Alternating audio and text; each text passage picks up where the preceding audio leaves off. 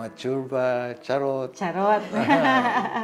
Familiar po ba kayo, sir, dun sa mga bagong salitang ginagamit ngayon, mga Gen Z na slang? Oh, siyempre. Saan yung napipick up yun, sir? Meron kaming kapisanan na nagkukan dun eh. Susubaybay sa development ng language. Yung aming FIT, ang tawag namin. Philippines Institute of Translation. Meron kaming Word of the Year na ginagawa. Yes po. Yun yung pinifeature namin. Sa'yo rin po pala galing yung Word of the Year.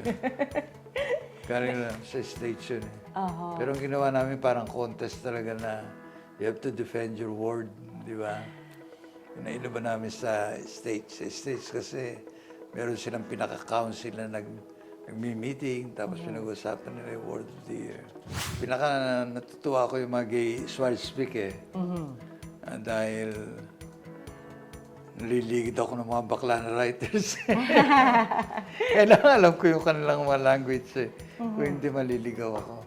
Mga tsurba, charot. Charot. Pagka ginamit ko, tawa na sila ng tawa na. Hindi naman po labag sa kalooban ninyo na gamitin yung mga salitang Hindi yun. naman.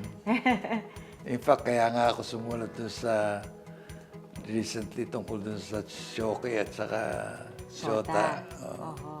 Dahil gusto lang i-check na hindi lahat ng mga words ngayon, ngayon lang lumitaw, kundi nung pang-araw, may ganun na. Yung charot ba, sir? May origin ba yun? Wala. Ako yun, gay. Gay. Baka pwede sa inyo ko po, sir, tanongin ko ano ba yung totoong spelling ng charot? Kasi may iba, ang spelling nila, C-H-A-R-A-U-G-H-T. Parang pinasosyal. Parang wala namang Tagalog na A-U-G-H-T, di ba, sir? So, dapat O-T yun, sir. O-T. O-T. Okay, so alam na natin, charot. Pinasosyal na lang yung Char may nga lang yun eh. Char lang eh. lang. Char. Para wala nang problema, wala nang debate, char na lang. Char na lang.